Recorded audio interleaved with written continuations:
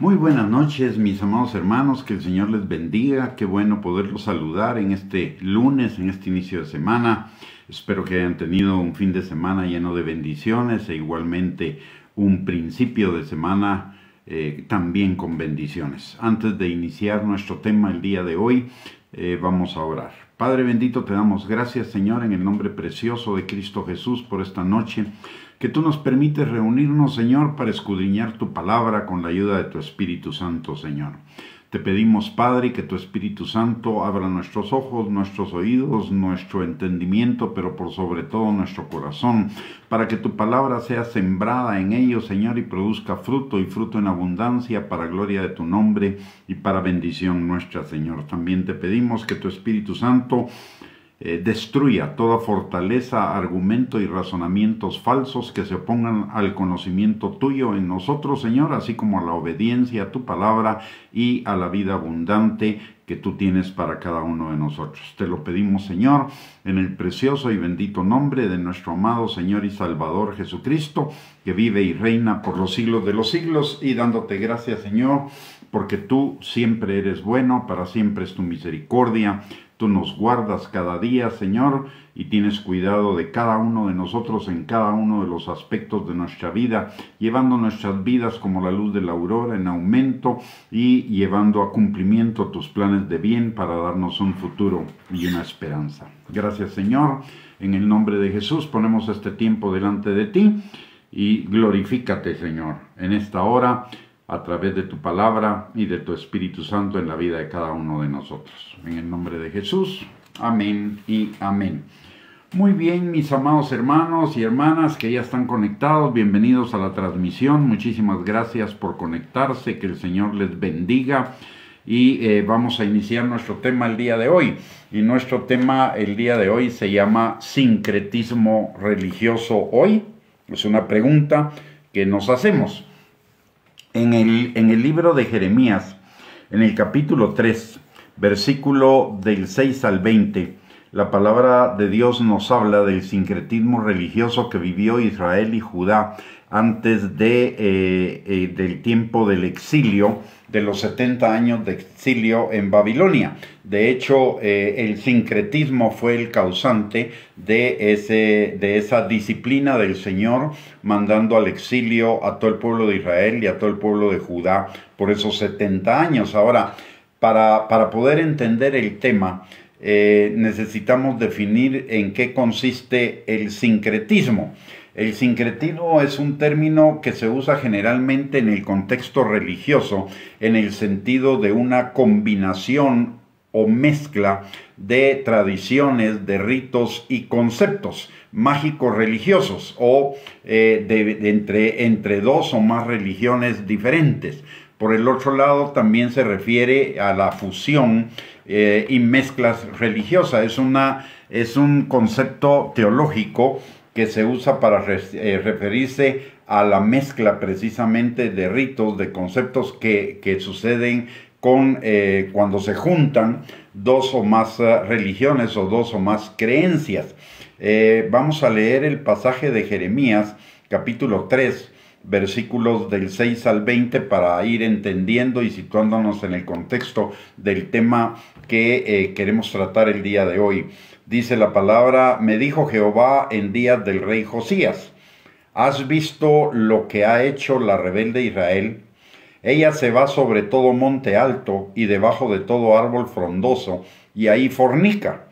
Y dije, después de hacer esto, se volverá a mí, pero no se volvió, y lo vio su hermana, la rebelde Judá. Ella vio que por haber fornicado la rebelde Israel, yo la había despedido y dado carta de repudio. Pero no tuvo temor la rebelde Judá, su hermana, sino que también ella fue y fornicó. Y sucedió que por juzgar ella cosa liviana su fornicación, la tierra fue contaminada y adulteró con la piedra y con el leño. Con todo esto, su hermana la rebelde Judá no se volvió a mí de todo corazón, sino fingidamente, dice Jehová. Y me dijo Jehová: ha resultado justa la rebelde Israel en comparación con la desleal Judá. Ve y clama estas palabras hacia el norte, y di, vuélvete, oh rebelde Israel, dice Jehová. No haré caer mi ira sobre ti, porque misericordioso soy yo, dice Jehová. No guardaré para siempre el enojo. Reconoce pues tu maldad, porque contra Jehová tu Dios has prevaricado y fornicaste con los extraños debajo de todo árbol frondoso, y no oíste mi voz, dice Jehová.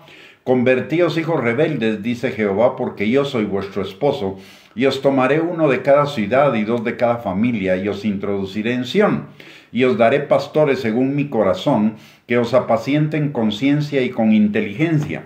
Y acontecerá que cuando os multipliquéis y crezcáis en la tierra en estos días, dice Jehová, no se dirá más arca del pacto de Jehová, ni vendrá al pensamiento, ni se acordarán de ella, ni la echarán de menos, ni se hará otra. En aquel tiempo llamarán a Jerusalén trono de Jehová, y todas las naciones vendrán a ella en el nombre de Jehová en Jerusalén, ni andará más tras la dureza de su malvado corazón. En aquellos tiempos irán de la casa de Judá a la casa de Israel, y vendrán juntamente de la tierra del norte a la tierra que hice heredar a vuestros padres. Yo preguntaba, ¿cómo os pondré por hijos y os daré la tierra deseable, la rica heredad de las naciones? Y dije, me llamaréis Padre mío, y no os apartaréis de en pos de mí. Pero como la esposa infiel abandona a su compañero, así prevaricasteis contra mí, oh casa de Israel, dice Jehová. Si comenzamos a leer este pasaje versículo por versículo, lo vamos a poder ir entendiendo mucho mejor. Dice Jeremías capítulo 3, versículo 6. Me dijo Jehová en días del rey Josías, ¿has visto lo que ha hecho la rebelde Israel? Ella se va sobre todo monte alto y debajo de todo árbol frondoso, y ahí fornica. Cuando está hablando de fornicación, en primer lugar, no está hablando de fornicación física, está hablando de fornicación espiritual. Y porque en la palabra de Dios, cuando habla de todo monte alto y debajo de todo árbol frondoso, está significando idolatría a dioses paganos. O sea que tanto Israel como Judá decían creer en Dios, decían creer en su ley, pero sin embargo no solo adoraban a Jehová, sino adoraban a otros dioses. Y dice la palabra, después de hacer todo esto, se volverá a mí, pero no se volvió, y lo vio su hermana, la rebelde Judá. Ella vio que por haber fornicado la rebelde Israel, yo la había despedido y dado carta de repudio. Pero no tuvo temor la rebelde Judá su hermana, sino que también fue ella y fornicó. Y sucedió que por juzgar ella cosa liviana su fornicación, la tierra fue contaminada y adulteró con la piedra y con el leño.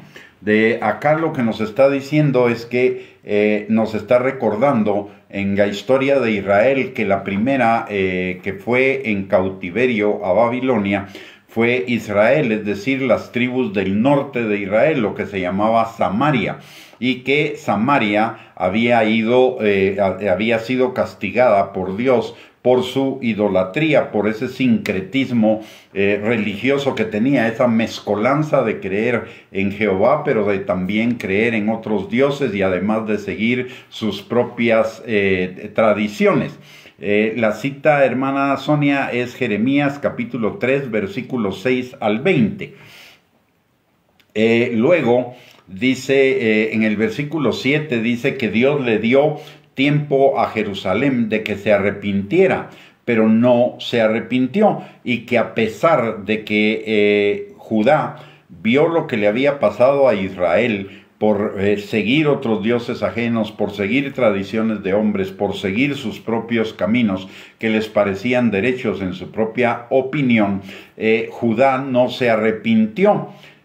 Más bien juzgó como cosa liviana ese sincretismo, esa fornicación espiritual, y por ello la tierra fue contaminada, y encima de todo Judá adulteró con la piedra y con el leño. Recordemos que el Señor a los creyentes, tanto en el Antiguo como el Nuevo Testamento, nos prepara como la novia de Cristo, y Dios comenzó ese trato con el pueblo de Israel, tanto con Samaria como con Judea.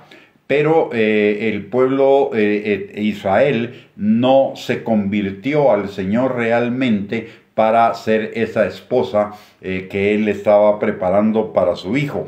Y por ello dice que Judá adulteró con la piedra y con el leño, y aquí está haciendo referencia a que adulteró con otros dioses. Está haciendo la similitud entre lo que sucede en un matrimonio cuando la esposa es infiel o cuando el esposo es infiel. Entonces, por eso dice adulteró con la piedra y el leño.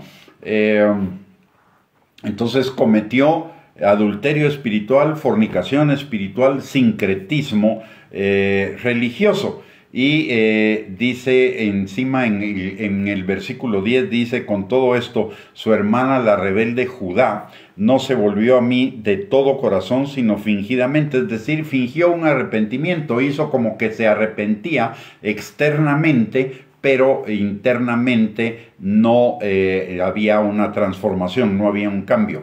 El arrepentimiento no debe ser un arrepentimiento solo de labios, sino debe ser un arrepentimiento de corazón, genuino, un arrepentimiento que nos lleve a una transformación en nuestra forma de pensar, en nuestra forma de sentir, en nuestra forma de decidir, en nuestras acciones, en nuestras actitudes, en nuestras motivaciones. Es decir, es un giro completo, es un darse la vuelta 180 grados e ir en la dirección contraria a la que traíamos. Sin embargo, acá lo que nos está diciendo la palabra es que Judá no se arrepintió realmente. Fingió que se había arrepentido, pero no se había arrepentido. Y el Señor le dijo: ha resultado peor la rebelde Israel en comparación con la desleal Judá.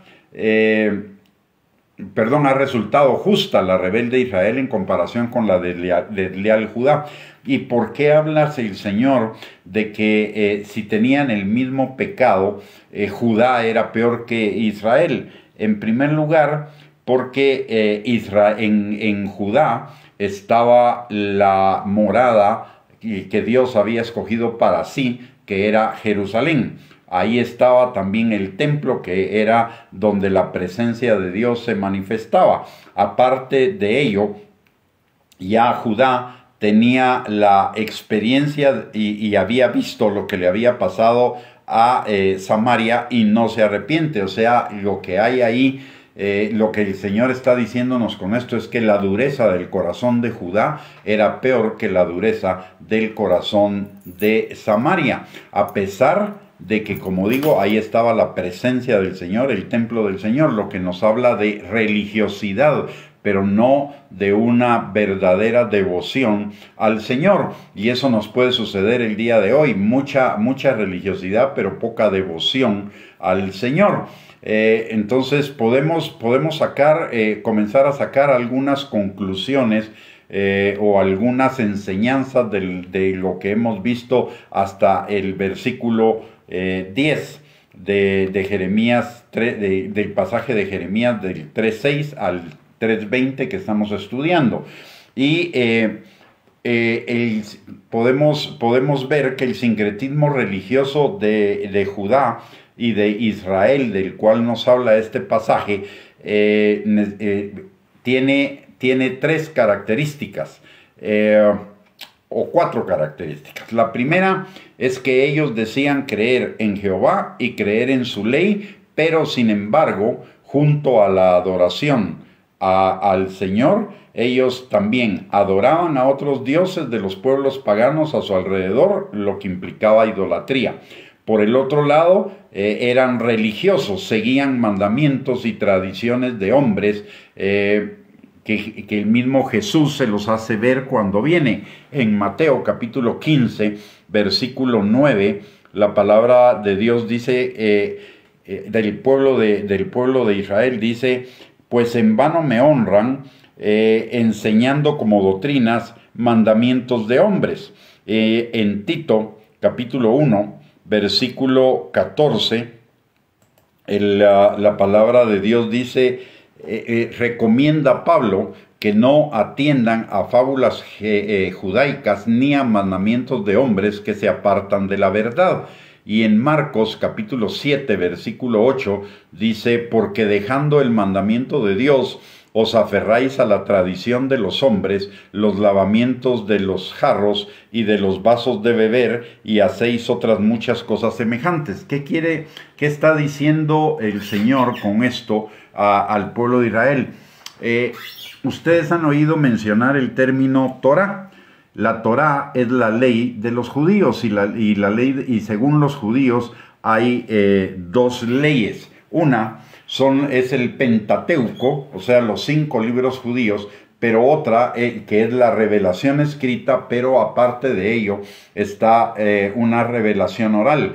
Ellos asumen que Dios le dio a Moisés la revelación escrita y la revelación oral, y la revelación oral son mandamientos que supuestamente deberían complementar la ley escrita, pero que en realidad tergiversan lo que es el fondo de la ley de Dios, el fondo del Antiguo Testamento, que es la justicia, la misericordia y la fe. Entonces, por eso el Señor Jesucristo y Pablo dicen que no sigan la ley judaica, porque la ley judaica era esa tradición oral que suponían que Dios se la había dado a Moisés, pero que en realidad eran mandamientos de hombre, y en algunos casos son explicaciones de ciertos versículos que resultan un poco raras, digamos,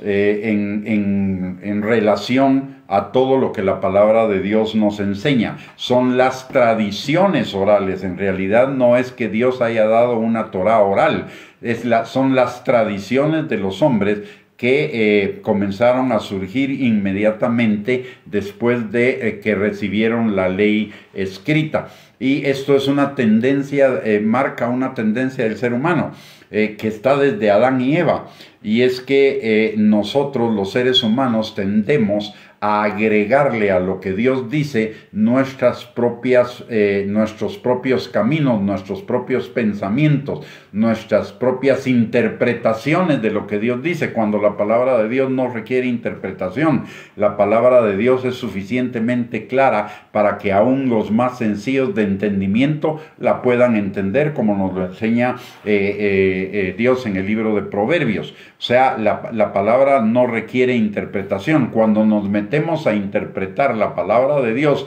entonces ahí vamos a desviar podemos desviar lo que verdaderamente dice el mensaje de la palabra, porque entonces van a ser nuestros propios criterios, nuestros propios caminos, que nos parecen derechos en nuestra propia opinión, pero que su fin es camino de muerte, porque la palabra de Dios dice también en Jeremías capítulo 17, versículos 9 y 10, que engañoso es el corazón más que todas las cosas, engañoso y perverso es el corazón más que todas las cosas, y que el corazón solo lo conoce el Señor, ni siquiera nosotros mismos conocemos nuestro propio corazón. Entonces, cuando Adán y Eva, y veamos esto del origen de las interpretaciones y del origen de los mandamientos de hombres y de las tradiciones de hombres.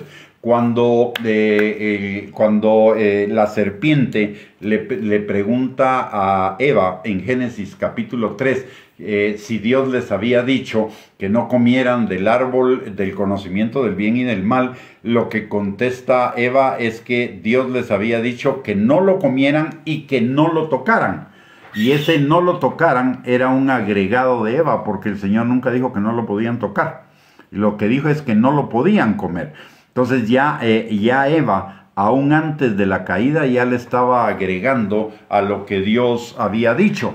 Estaba poniendo su propio concepto, su propio criterio, su propio mandamiento, su propia religiosidad. Y luego, después de pecar, dice la palabra que Adán y Eva se hicieron delantales de hojas de la higuera. Y estos, si usted conoce la hoja de la higuera, si bien es cierto, es muy grande y puede cubrir ciertas partes de la desnudez de uno. El problema con la hoja de la higuera es que cuando se seca, se vuelve como arena, y entonces ya no sirve para ningún efecto. Ese fue otro invento religioso de ellos, otra tradición de ellos para cubrir su pecado. Ellos decidieron su propio camino para cubrir su pecado, en lugar de ir con el Señor y preguntarle al Señor cómo hacer para arrepentirse del pecado. Sin embargo, no se lo preguntaron.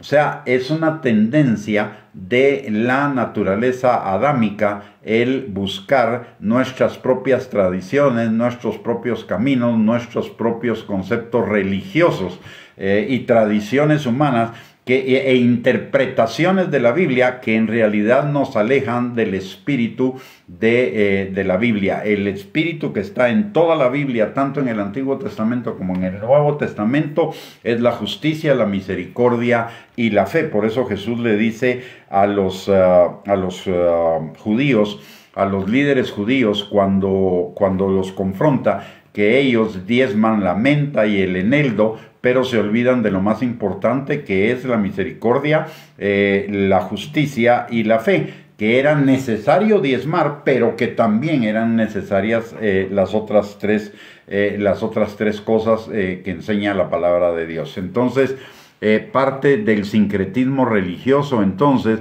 es mezclar las formas de adoración y los mandamientos del Señor con mandamientos de hombres y con tradiciones de hombres. Entonces vemos ahí que ese sincretismo lleva a una pérdida de la esencia de la palabra de Dios. Y como digo, la palabra de Dios no requiere interpretación. La palabra de Dios es sumamente clara en cuanto a lo que nos dice. Lo que requerimos sí es dirección del Espíritu Santo para aplicar la palabra a las circunstancias concretas de nuestra vida. Por eso la palabra de Dios dice en Juan capítulo 16, versículo 13, que cuando venga el Espíritu Santo nos guiará a toda verdad, es decir, tomará la palabra y nos guiará a la aplicación de la palabra en las circunstancias concretas de nuestra propia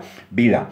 Entonces, a esta mezcla de sus propias tradiciones, sus propios mandamientos, la idolatría, la mezcolanza con ritos y adoraciones de otras religiones, etcétera, a eso el Señor le llama fornicación y adulterio espiritual. En términos teológicos se le llama sincretismo, pero significan, las tres palabras significan lo mismo. Fornicación espiritual, adulterio espiritual y sincretismo son la misma cosa. Y eso nos enseña lo grave que es esta situación delante del Señor. No es una cosa que podamos tomar a la ligera, es una cosa verdaderamente grave.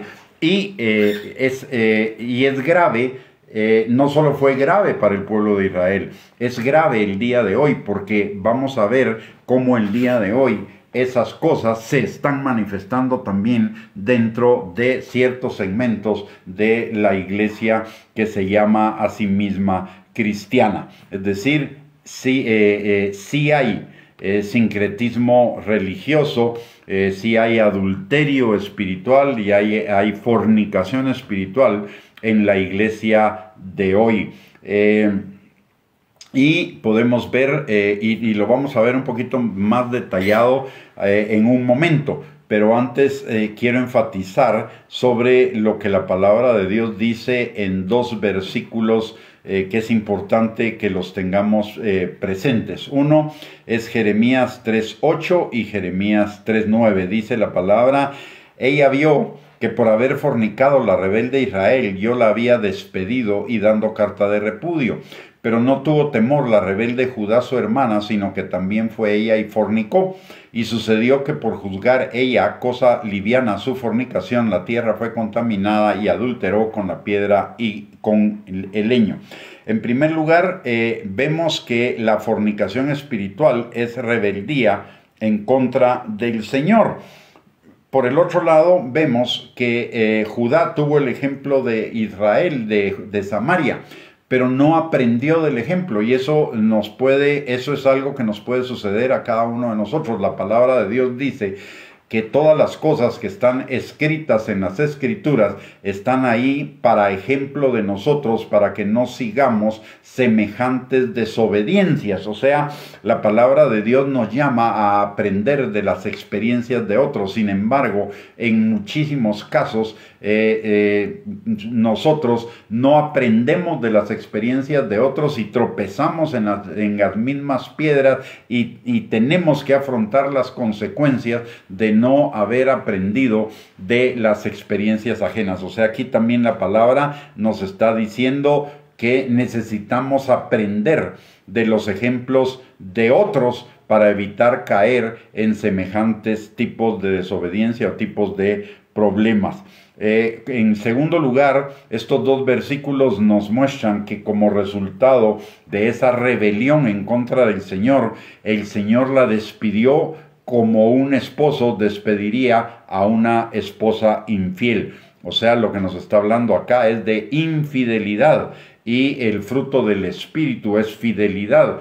En Gálatas capítulo 5, versículo 22 al 23 habla que el fruto del Espíritu es amor, gozo, paz, paciencia, benignidad, bondad. Algunos traducen fe, pero es fidelidad, mansedumbre, dominio propio. Entonces la fidelidad es algo que el Señor valora mucho, principalmente porque la fidelidad es uno de sus atributos. Dice la palabra que Él permanece fiel aunque nosotros seamos infieles. Él siempre va a permanecer fiel. Entonces Él valora la fidelidad. Por eso compara la infidelidad de buscar a otros dioses, de buscar otras tradiciones, de buscar otros mandamientos, aparte de lo que su palabra nos enseña, como una fornicación y un adulterio espiritual. En la fornicación y el adulterio espiritual, la persona sigue teniendo, por ejemplo, sigue teniendo a su pareja, pero además tiene otra pareja. Eso es infidelidad, y eso es lo que significa el tener a Dios y tener a otros dioses ajenos, a otros mandamientos, a otros ritos. Es una infidelidad para con el Señor.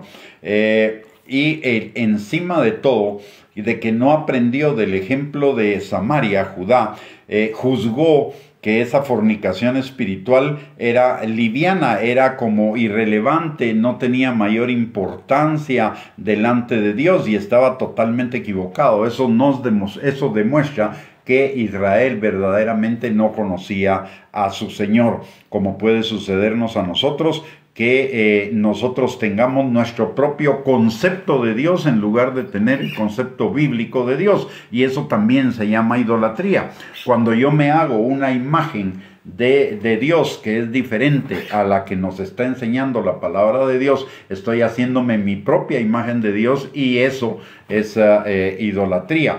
Y hoy muchos, en lugar de la verdadera imagen de Dios, lo que tienen es la imagen de un Dios más parecido a Santa Claus que a otra cosa, que nos tiene que regalar y que nos tiene que bendecir y que nos tiene que ayudar, independientemente de si nosotros estamos alineados o no alineados con la palabra de Dios. Cuando Dios nos ha dicho que si obedecemos la palabra de Dios, vendrán sobre nosotros todas sus bendiciones, pero si no, no vendrán. Entonces, en la iglesia del día de hoy, por un sobreénfasis en la gracia, sin balancearla con la justicia de Dios, hoy hay muchos que creen en un Dios más parecido a Santa Claus que al Dios de la Biblia, y eso también se llama idolatría. Por el otro lado, la palabra de Dios nos enseña que el pueblo de Israel no se arrepintió de corazón, sino fingidamente. Y hablamos acerca del arrepentimiento, que el arrepentimiento verdadero requiere de una transformación de nuestro corazón. Y esa transformación la va a hacer el Espíritu Santo cuando nosotros verdaderamente nos neguemos a nosotros mismos, nos neguemos a esos caminos y a esos conceptos que nos parecen derechos en nuestra propia opinión, pero que son resultado del corazón perverso y engañoso que todavía tenemos, derivado del tiempo que vivimos en la carne, y que nos va a dirigir a la muerte espiritual, a la muerte emocional, y que nos puede dirigir aún hasta la muerte física.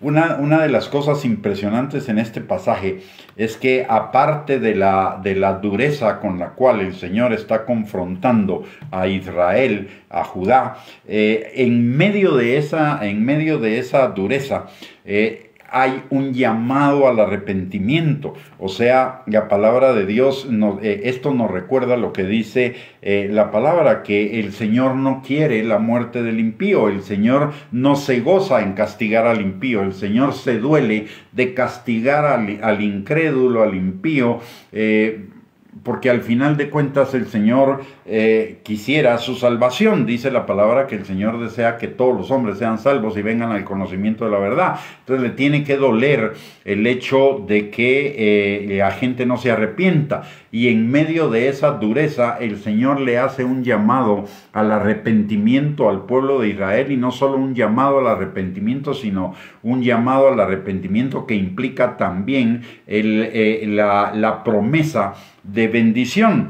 Y veamos lo que dice en el versículo 11 en adelante.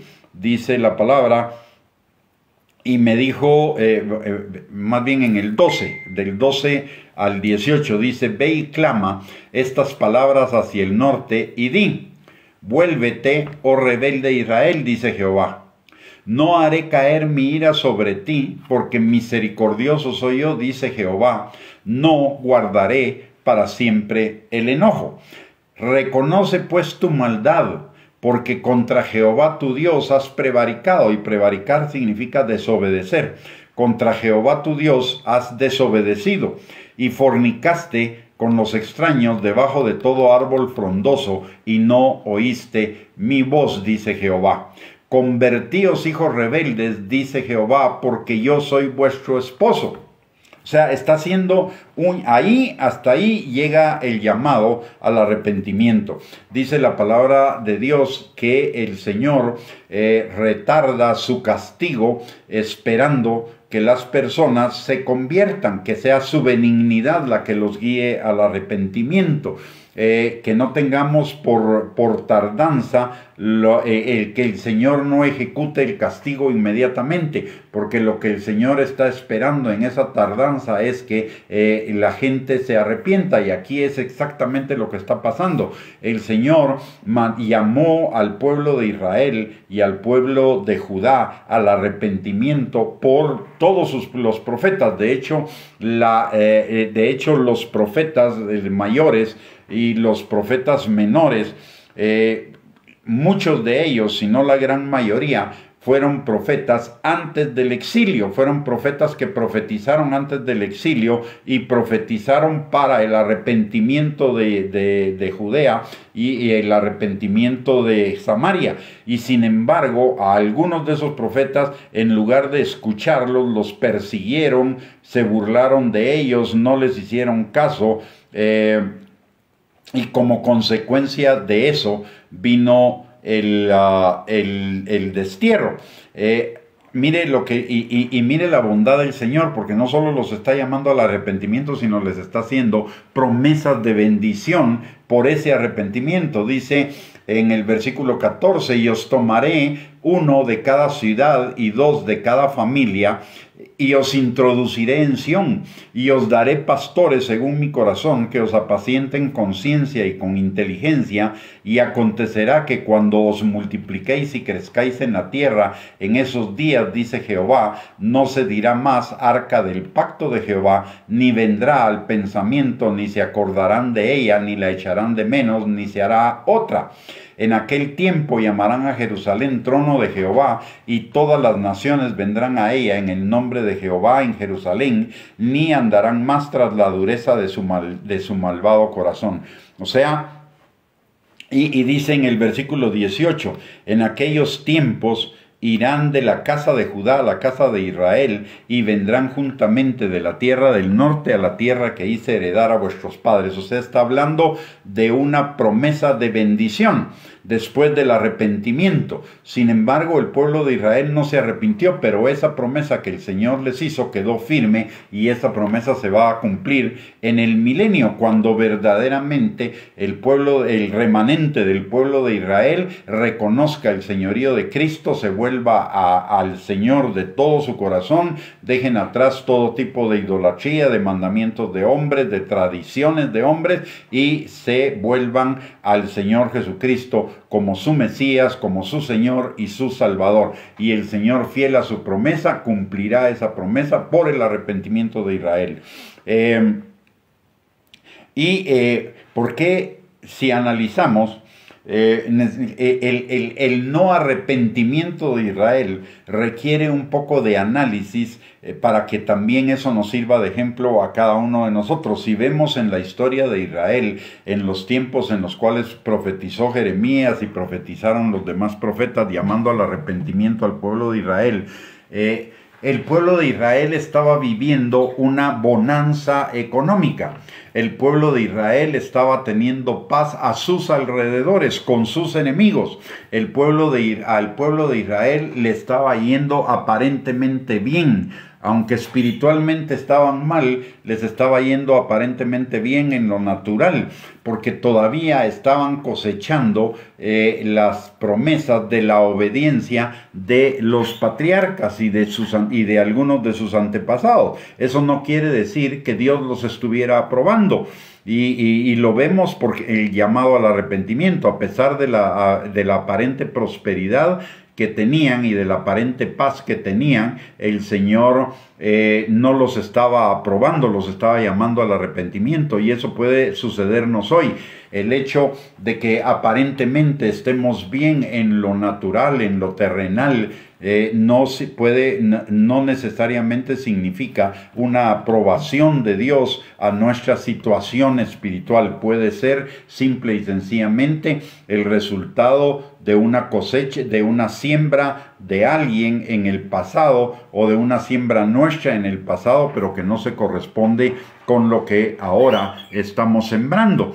Entonces, el hecho de que nos esté yendo bien no significa una aprobación de parte de Dios para con nosotros. Significa simple y sencillamente que en la misericordia de Dios todavía no hemos entrado en el proceso de su justicia.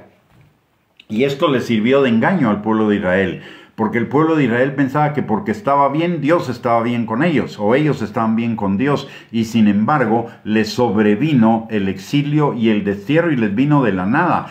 Aparentemente tenían paz, y recordemos lo que dice la palabra en relación con los últimos tiempos, que muchos dirán paz, paz, y no habrá paz.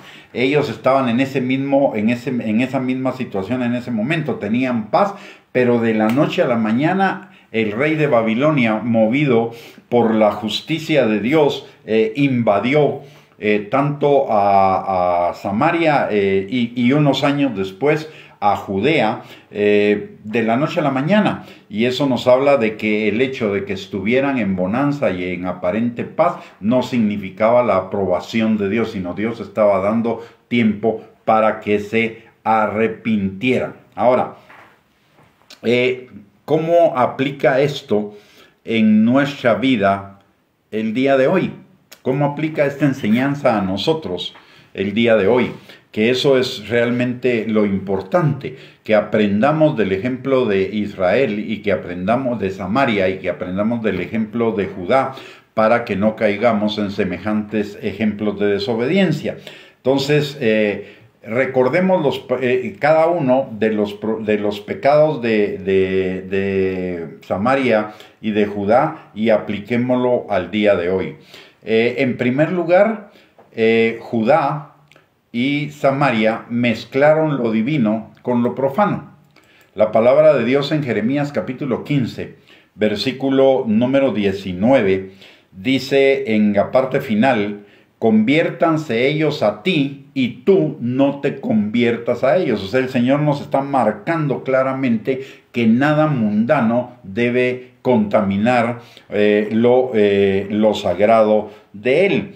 Hoy, muchas cosas en algunas iglesias y o denominaciones de lo que están haciendo algunas iglesias y denominaciones el día de hoy, no están fundamentados en la palabra de Dios, están fundamentados en conceptos mundanos, no bíblicos, como o conceptos extraídos de la psicoterapia, de la psicología de masas, de la psicología mercadológica y publicitaria, en lugar de la verdad de Dios.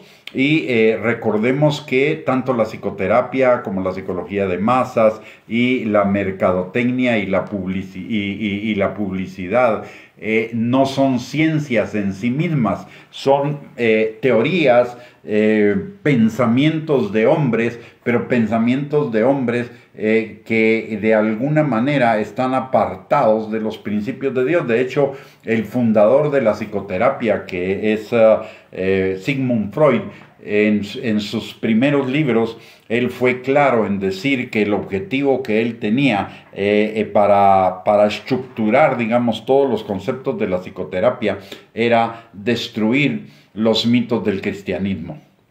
O sea, y sin embargo, el día de hoy hay muchas iglesias y muchas denominaciones que toman conceptos psicoterapéuticos y conceptos de psicología de masas y de mercadeo y publicidad en sus actividades. De hecho, en algunas denominaciones o en algunos seminarios o instituciones educativas de algunas denominaciones existe una materia que se llama psicología pastoral.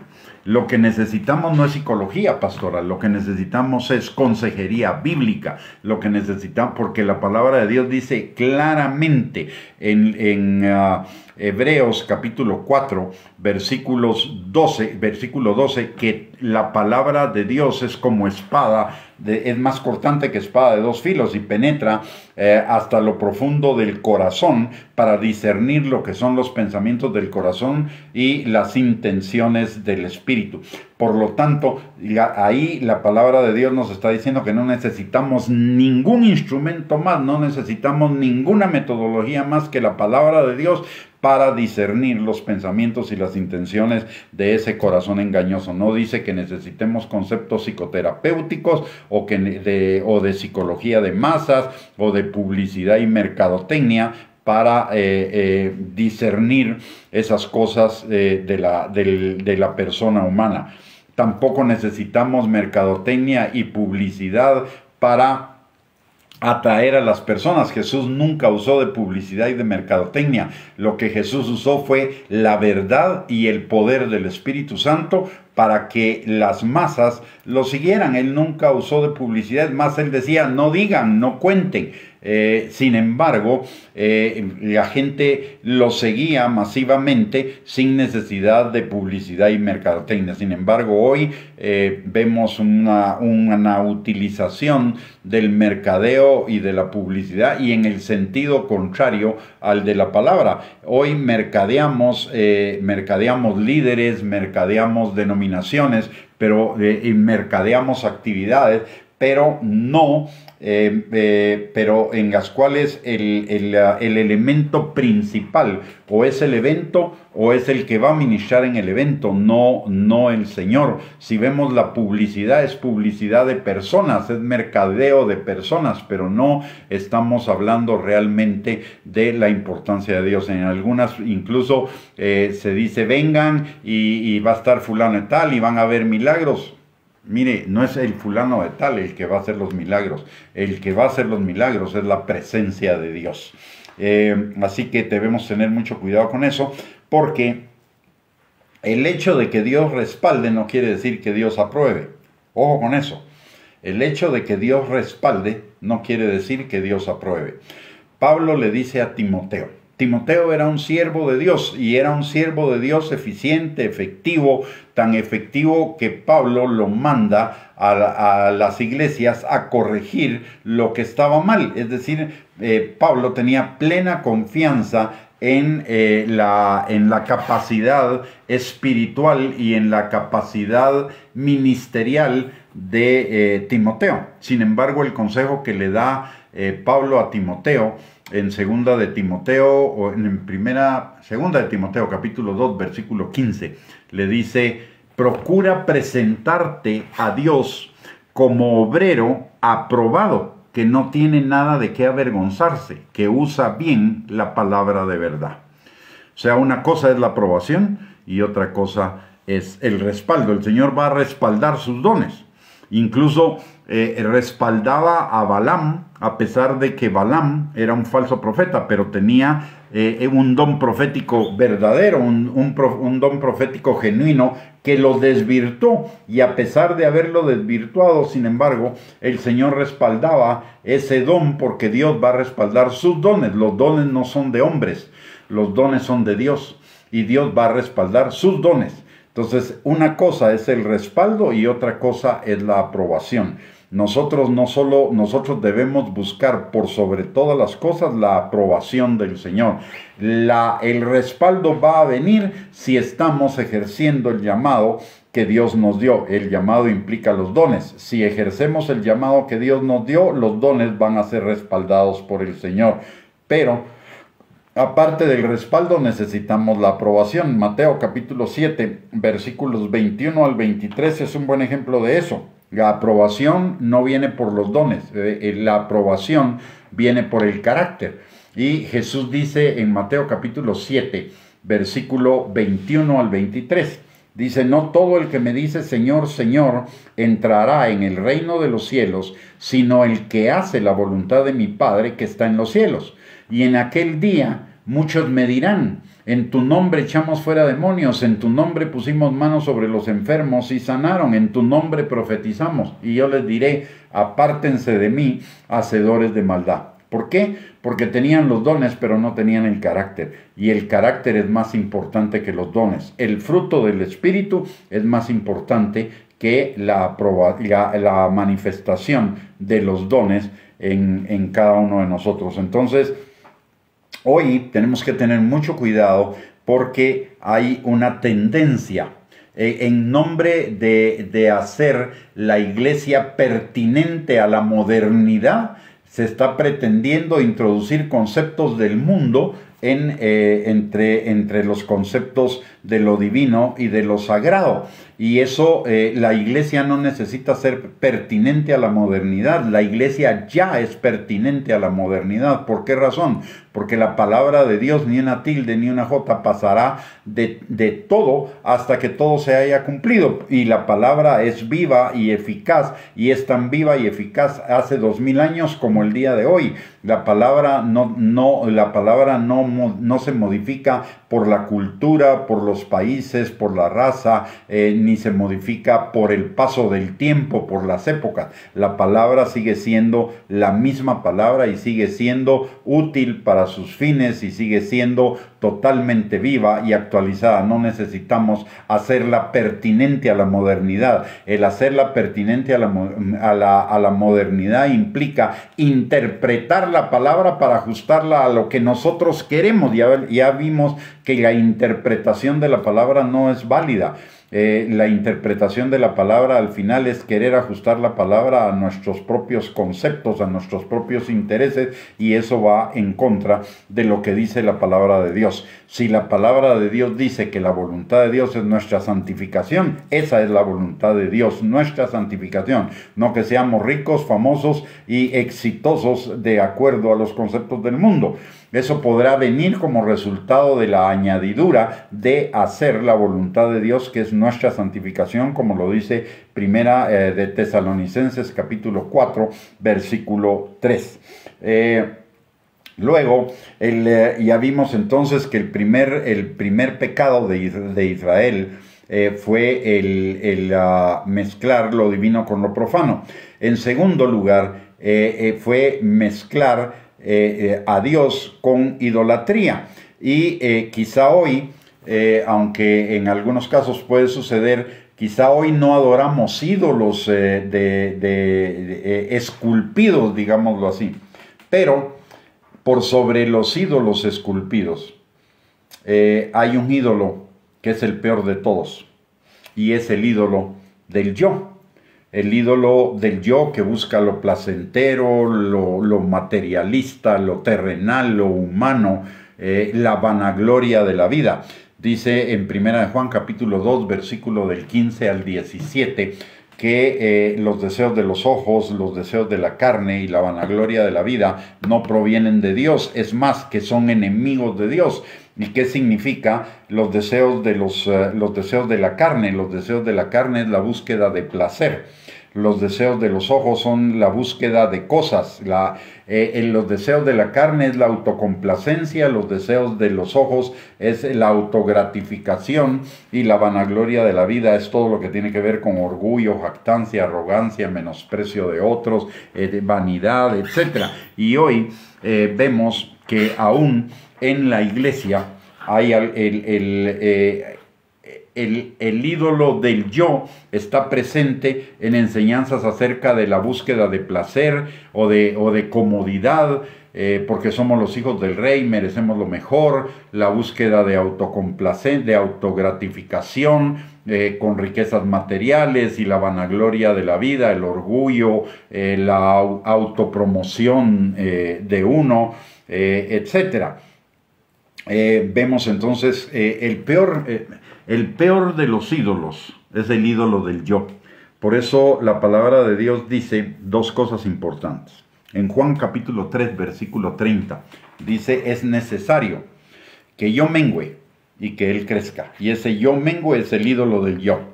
Y en Mateo capítulo 16, versículo 24 y otras escrituras en todos los evangelios, dice que el que quiera ser su discípulo, niéguese a sí mismo, tome su cruz y lo siga. Y ese negarse a sí mismo es negar esa idolatría del yo, que las cosas tienen que ser cuando yo quiero, como yo quiero, donde yo quiero, etcétera. Pareciera como que Dios es Gauchitos, valga la propaganda, ¿verdad? La propaganda de Gauchitos dice donde quiera, como quiera, con quien quiera y cuando quiera. Y así somos nosotros para con Dios, el ídolo del yo. Yo quiero, dame, haceme, poneme, quítame, traeme, dame. Todo se trata de nosotros, cuando en realidad el cristianismo, todo se trata del Señor. Y Pablo es un buen ejemplo. Cuando Pablo fue confrontado en el camino de Damasco por Jesús, y Pablo se convierte, lo primero que Pablo le dice al Señor no es dame, haceme, poneme, quítame, traeme, no, a pesar de que había quedado ciego.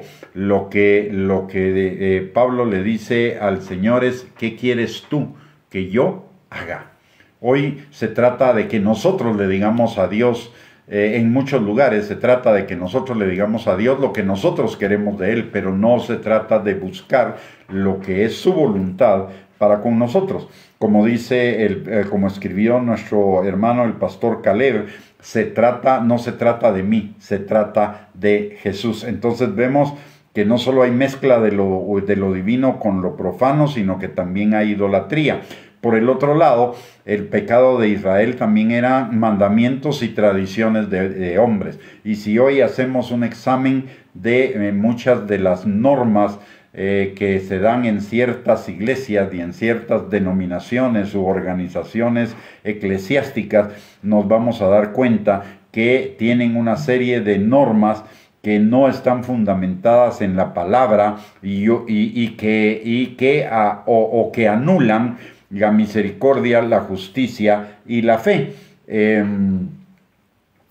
Principalmente cuando analizamos ciertas normas en relación a la Santa Cena, en relación a los bautismos, en relación al servicio, en relación al vestuario, a la música, etc., nos preguntamos de dónde salen estas normas, porque no atienden a la misericordia, ni atienden a la justicia, ni atienden a la fe. Son entresacadas, son versículos entresacados de la Biblia, pero que no corresponden al contexto total de la palabra de Dios. O sea que también vemos que hay en la iglesia de hoy mandamientos y tradiciones de hombres. Y por el otro lado, en el tiempo de Israel, los profetas del Señor fueron rechazados por el pueblo, fueron rechazados por los líderes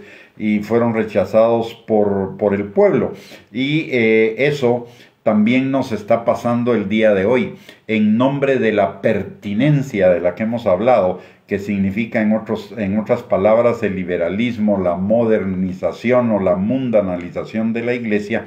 En nombre de esa pertinencia se rechaza a aquellos que el día de hoy están levantando su voz para que la iglesia retorne a las sendas antiguas, como dice Jeremías capítulo 6, versículo 16, dice: así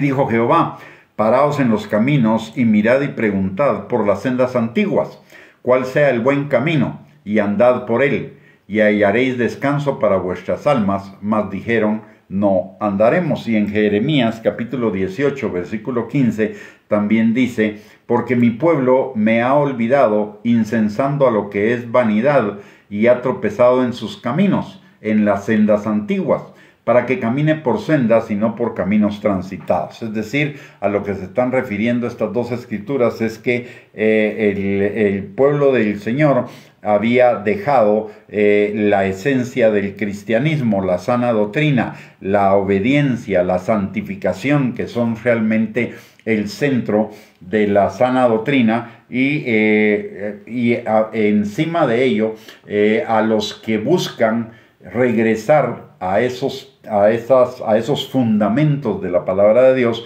les llaman fundamentalistas, fanáticos, legalistas, tradicionalistas, retrógrados.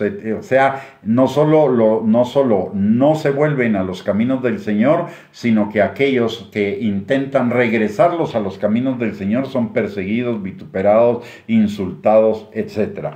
Ahora, ya hemos visto entonces que en algunos segmentos del cuerpo de Cristo sí puede haber hoy la idolatría y el sincretismo del que nos habla, y la fornicación espiritual de la que nos habla el capítulo 3 del libro de Jeremías. Ahora, ¿qué podemos hacer usted y yo para protegernos de caer en este tipo de situaciones, en este tipo de pecados, en ese tipo de rebelión delante del Señor? ¿Qué necesitamos hacer? Primero, debemos tener bien claro y bien presente que el diablo es mentiroso, es padre de mentira, como lo dice Juan capítulo 8, versículo 44, y que conoce y cita las escrituras, aunque fuera de contexto, como lo hizo con Jesús cuando lo tentó en el desierto, de lo cual nos enseña la palabra en Mateo capítulo 4, versículo del 1 al 10. ¿Qué pasa entonces con esto?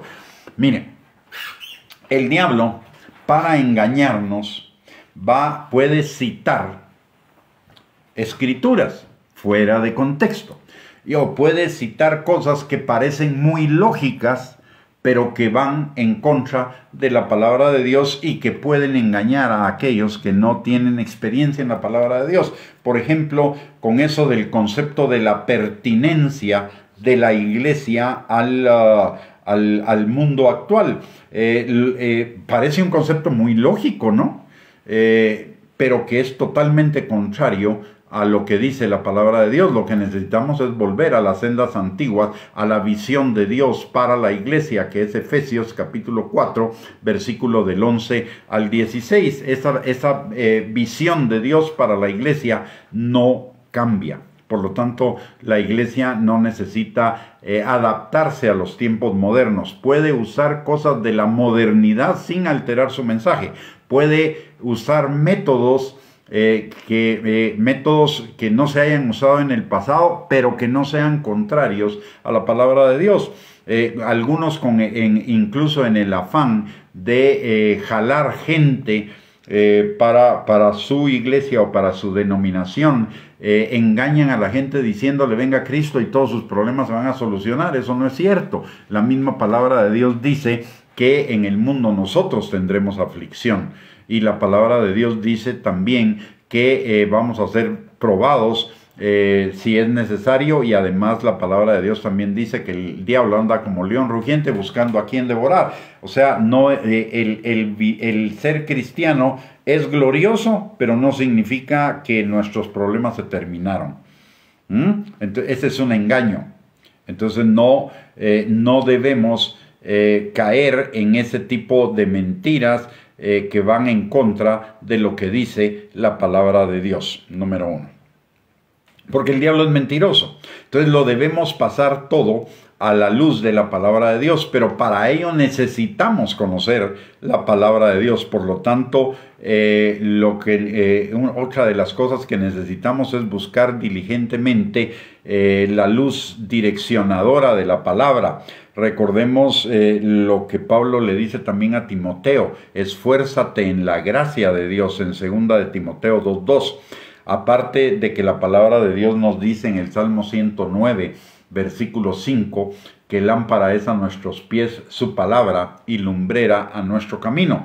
Por lo tanto, necesitamos conocer las Escrituras, pero no pedacitos de las Escrituras, no segmentos de las Escrituras, porque si solo conocemos una partecita de las Escrituras, puede ser que un versículo lo saquemos de contexto, o que alguien saque un versículo del contexto, pero como está citando alguna Escritura, pues nosotros lo creamos, aunque esté fuera de contexto. Entonces tenemos que ser más diligentes en cuanto a la búsqueda de la palabra de Dios. Recordemos que la misma palabra nos dice que escudriñemos las Escrituras y que meditemos en ellas de día y de noche.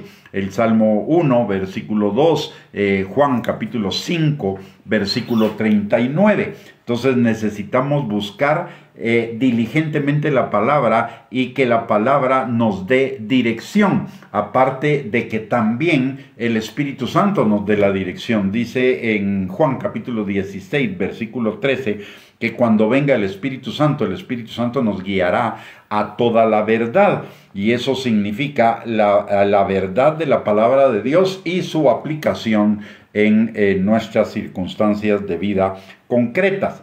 De hecho, la palabra, recuérdese lo que dice la palabra en Romanos capítulo 8, versículo 14, que los hijos de Dios somos guiados por el Espíritu Santo.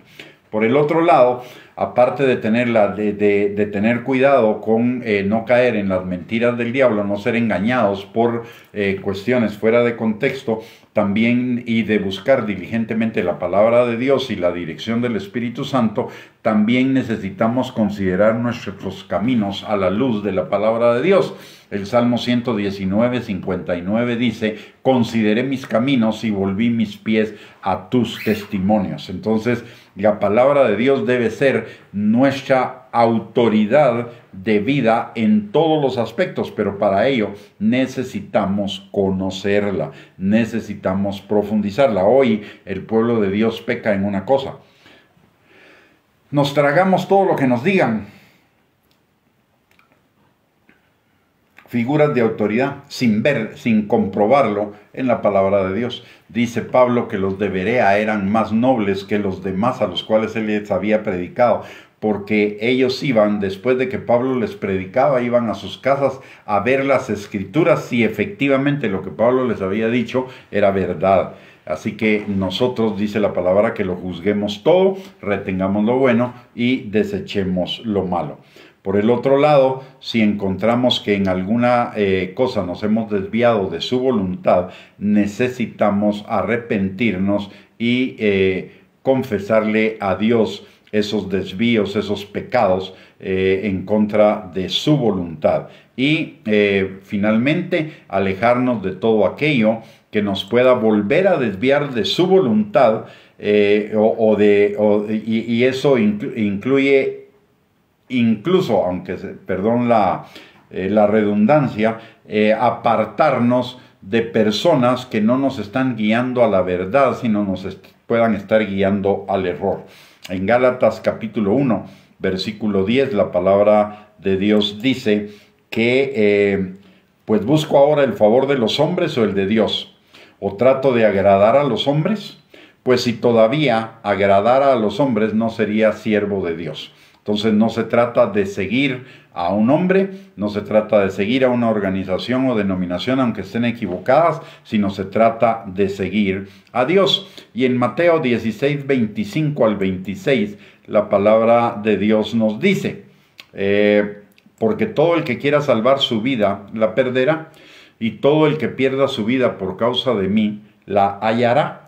Porque ¿qué aprovechará al hombre si ganare todo el mundo y perdiere su alma? ¿O qué recompensa dará el hombre por su alma?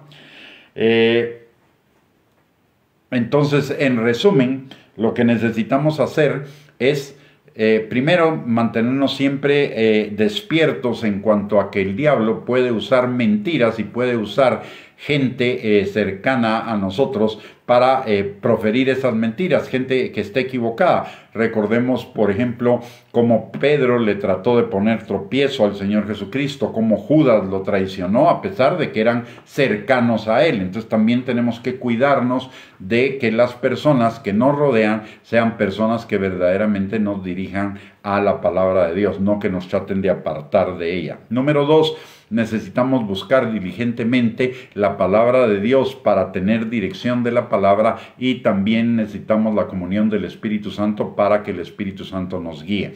En tercer lugar, necesitamos revisar nuestros caminos a la luz de la palabra de Dios para ver que sean ajustados a la voluntad de Dios, y si no, pedirle perdón al Señor, arrepentirnos de esos pecados y volvernos a su palabra. Y aparte de ello, como ya dijimos, alejarnos de todo aquello que nos puede volver a desviar de su voluntad. Muy bien, mis amados hermanos, hemos terminado la enseñanza del día de hoy. Muchísimas gracias por sintonizarnos, muchísimas gracias por conectarse. Les recuerdo que tenemos a su disposición no solamente estas enseñanzas, sino tenemos otros 2 recursos que son nuestra página de internet www.reyesysacerdotes.net y nuestro canal de YouTube a nombre de Gustavo Bianchi, donde usted va a encontrar una gran cantidad de recursos para edificar su vida, una gran cantidad de recursos fundamentados en la palabra de Dios, para poder fortalecer su vida espiritual, para poder edificar su vida espiritual. Y por el otro lado, les invitamos el próximo miércoles a las 8 de la noche para otra enseñanza en la palabra de Dios, y les recordamos que tenemos este tipo de enseñanzas lunes, miércoles y jueves a las 8 de la noche, así que desde ya está invitado para conectarse con nosotros. Muy bien, vamos a terminar la transmisión orando. Le voy a pedir que me acompañe. Padre, te damos gracias, Señor, en el nombre precioso de Cristo Jesús por esta noche. Gracias por tu palabra, gracias por tu Espíritu Santo, Señor. Padre, que tu Espíritu Santo tome esta palabra, Señor, y la siembre en nuestros corazones para que produzca fruto, y fruto para gloria de tu nombre, para bendición nuestra, Señor, y para protección de nosotros, Padre. Señor, también te pedimos en el nombre precioso de Cristo Jesús en esta hora, Señor, que tú atraigas a los nuestros, Señor, que están alejados de ti, Padre. Tu palabra dice que si nosotros creemos, nosotros y nuestra casa serán salvos, Padre. Y Señor, ante la inminencia de tu segunda venida, Padre, te pedimos, mi Dios Todopoderoso, que ellos sean acercados a ti, Señor, en este tiempo, y que el Espíritu Santo a ellos, junto con nosotros, Señor, nos afirme, perfeccione, establezca, nos sane, nos restaure, nos liberte, Señor, y nos forme a la estatura del varón perfecto, a la plenitud de Cristo, para hacer esa iglesia limpia, santa, sin mancha y sin arruga, que tú vienes a recoger en el arrebatamiento, Padre.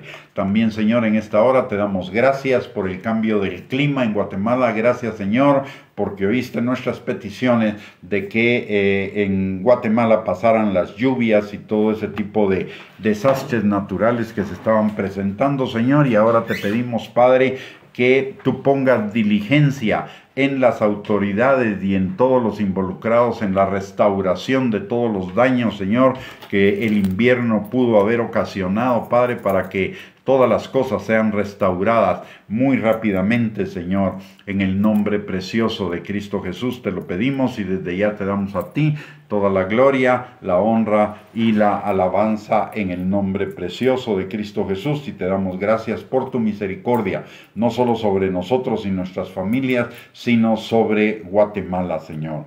En el nombre precioso de Cristo Jesús. Amén y amén. Muy bien, mis amados hermanos, hemos terminado con esta transmisión. Que el Señor les bendiga, les guarde. Nuevamente, muchas gracias por haberse conectado, y les mando un abrazo Que tengan una linda noche y que el Señor les bendiga abundantemente. Un abrazo para todos y bendiciones.